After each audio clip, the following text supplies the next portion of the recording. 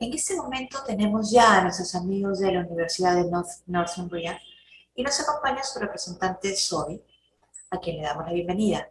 Les informamos que nuestro equipo técnico va a recopilar todas las preguntas que ustedes hagan vía YouTube. Y recordamos que esta presentación, ya que es de habla inglesa, tendrá su exposición en ese idioma. Good morning, Zoe. How are you? Welcome to our fair.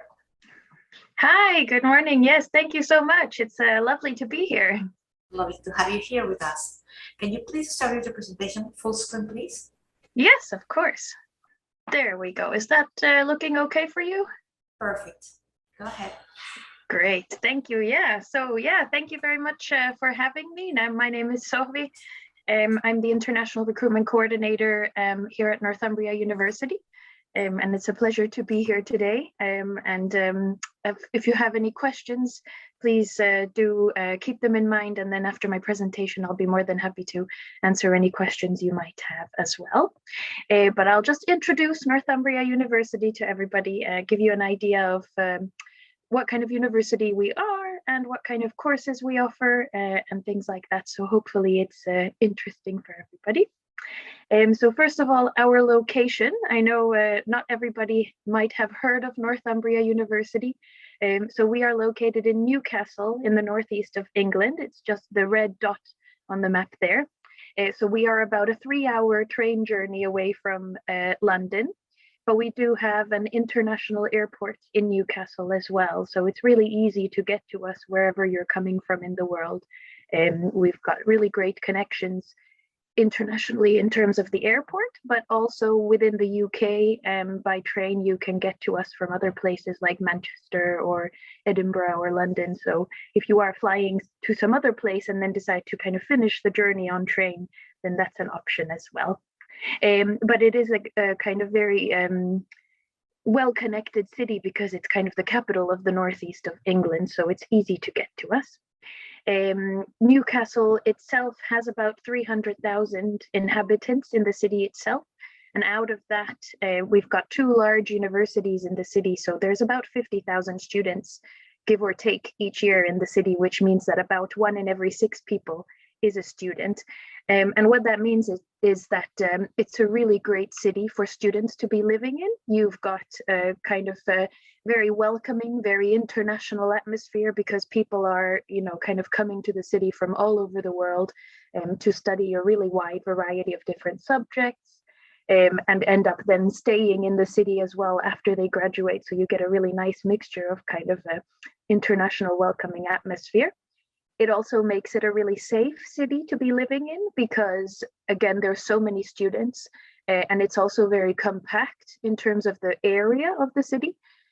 So you don't have to be, traveling in the dark streets in the middle of the night when you've finished a lecture or anything like that.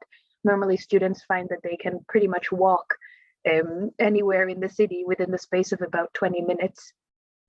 So it is really safe and convenient for kind of studying. And then also the life outside of studies, obviously that's a really important part of your experience at Northumbria. Newcastle is a very affordable city in terms of living costs. It tends to be one of the cheapest in the UK. And it kind of just the general atmosphere that and the kind of experience that students have here means that we actually get voted the UK's top student city quite regularly. I think it's something like 9 times in the last 10 or 11 years that we've been voted the best student city. So it's just really popular and students find when they come here that they just have a really nice experience, obviously at the university and academically, but also in the wider life and kind of experience of living in the UK that they have here as well. In terms of our university rankings, we are in the top 500 globally and top 50 within the UK. I know obviously for yourselves, you might be looking more at postgraduate study. So we do have really good representation in terms of our PhD and our research fields as well. So we are globally in the top 175 universities for research citations. And also another thing that we really focus on at Northumbria is employability.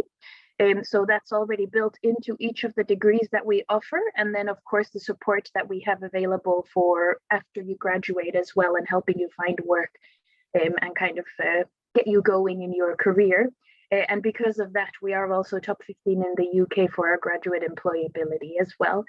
So it is something that we really focus on at Northumbria, and something that we have a really good reputation for our graduates being really well versed and kind of well prepared for their careers and for the working world once they finish a degree with us.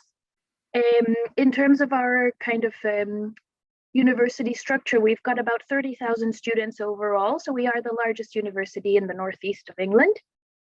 Out of those students, around 5,000 or 6,000 each year are international, and they come from between 130 and 150 different countries, depending on the year. So we do have a really nice mixture of people from all over the world, including, you know, Peru, Latin America, then Asia, North America, Europe, Middle East, Africa, all sorts of places.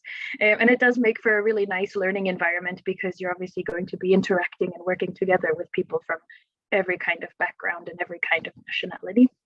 And in terms of our courses, that's something that's a really kind of positive selling point about our university as well, is that we have a really broad range of different subjects that we offer. So we obviously have the kind of traditional subjects of different types of engineering, social sciences, applied sciences, but then we also have some more unusual subjects. And I'll tell you a little bit more about the different faculties. So we have our arts, design, and social sciences, and that's where we have, you know, things like fashion, the kind of 3D design, the social sciences. We've got the kind of sociology and history, politics, things like that. Health and life sciences is another one where we have quite a lot of our more unusual subjects. So we have, for example, our nursing programs, our midwifery course, things like sports sciences, physiotherapy, occupational therapy, things like that. Business and law. Business is obviously our largest department, because that tends to be a really popular subject for students to study. And then we also have our law department. They're based in the same kind of faculty. And then engineering and environment. So we have things like architecture and built environment, computer sciences.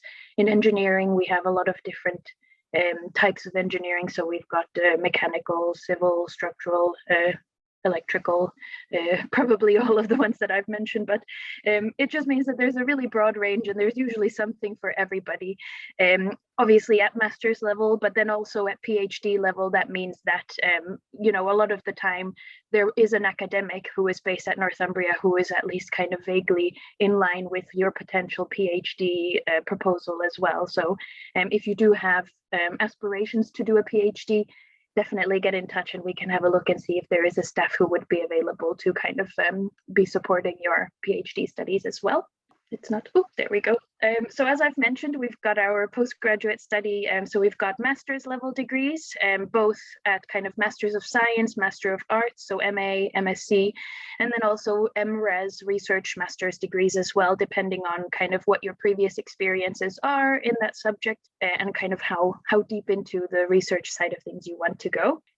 For most of our master's degrees, there isn't a specific deadline to apply. We usually have either a September start date, or then we also have January start dates for a lot of our programs. So we normally just say try to apply at least 2 to 3 months before you plan to start the program, so that there's time for obviously your application to be assessed, and then also you have time to book flights and get visas prepared and things like that. There might be some specific courses, for example, law, there's more strict deadlines. So if you are looking at a specific subject, have a look on our website and it will tell you if there is a specific deadline. But generally speaking, for most of the master's ones, there isn't a strict deadline. Just try and apply as soon as you can. Applications are also directly on our website. So you just go on to the specific course that you want to study, click on that page for that program, and then just submit the application on the online portal. So it's very easy to do. There's no cost for applying as well. It's all free. And then for the PhDs, or if it's a DBA or DBL, we do have specific deadlines. So we have a March intake and an October intake normally for our research degrees. And if you're looking at applying in March, the deadline is the 1st of December. And if you're looking at applying in to start in October, then the deadline to apply is the 1st of July, except for the DBA and DBL, and that's the 1st of June. So just make sure you've obviously got time to get applications ready for those deadlines. And then just to mention, we do also have a lot of master's degrees that are specifically meant for students who are looking to change direction in their career. So if you are kind of doing a degree in a certain field for your undergraduate and you think, actually for my master's, I'd like to gain a completely new skill, or it's not the career I had planned and I'd like to try something different, go for a totally new direction, we do also have a really broad range of master's degrees that don't require an undergraduate in that same field. So they're meant for students who are trying to kind of change direction in their career. And you kind of, as long as you have an undergraduate degree in something and you've done, well enough in it, then you can look at applying for one of these masters that give you a chance to completely change the direction of your career, or kind of add a completely new branch to it. So they're a really good opportunity as well. And then finally, just to touch upon some funding. So our tuition fees for our master's degrees are normally £16,500 per year. That's for this current year. And then for PhDs and DBAs, they start from around £15,000 and then up, depending on obviously the level of your PhD and what kind of facilities and research proposal you have and what requirements you have. We do also have something called the Global Scholarship, and for postgraduate students, that's a £2,000 discount from your tuition fees. You don't need to apply for the Global Scholarship separately, so it is automatically assessed, and if you are eligible for it, you get given it automatically before you have to pay your tuition fees. So that's a really nice kind of little discount that you can get.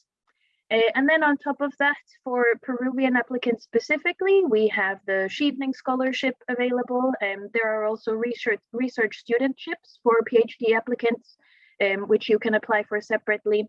And then obviously there's some, kind of Peru-specific scholarships, which obviously the Pronabec Beca is a big one that we are here for today. So yeah, just have a look. You can have a look on our website for more information about any scholarships as well. So, check on there if it is something that you are wanting to apply for. But that is all from me. So thank you very much, everybody, for listening. If you have any questions, please let me know. There's my email on the screen, so you can get in touch. If it's specifically to do with like a PhD research proposal or anything like that, then the pgr.admissions email is the best one to use. Or if it's about a master's degree, then you can get in touch with our applicant services directly as well. And the QR code that's on the screen there, if you scan that, then that takes you through to my calendar. If you want to book a meeting with me to talk one-to-one and kind of ask more specific questions, then you can do that as well. But yeah, thank you very much. It was a pleasure to be here.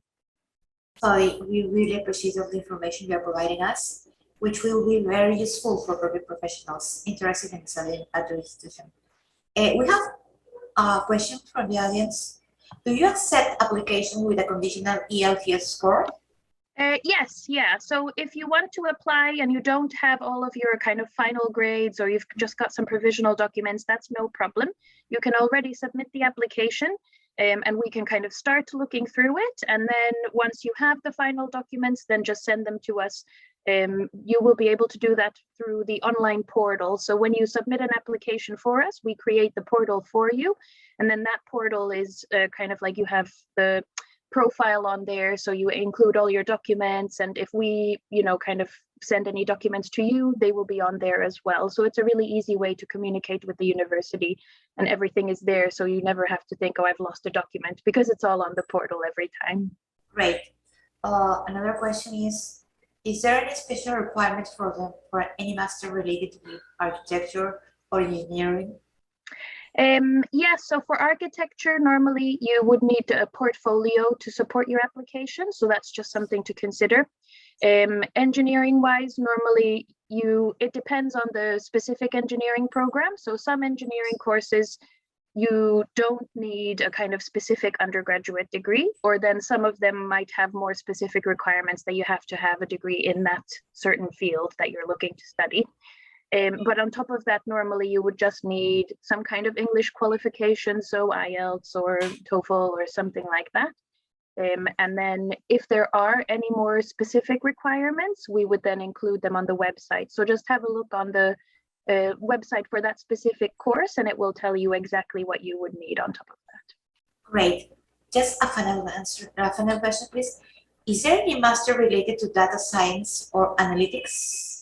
Yeah, data analytics, we have an MSc in that. So again, if you want to have a look on the website, you can find some more information on there. And if you have any questions, just send me an email and I can give you more information about the program and facilities, or I can put you in touch with an academic tutor from the program as well. And obviously they can give more information as well.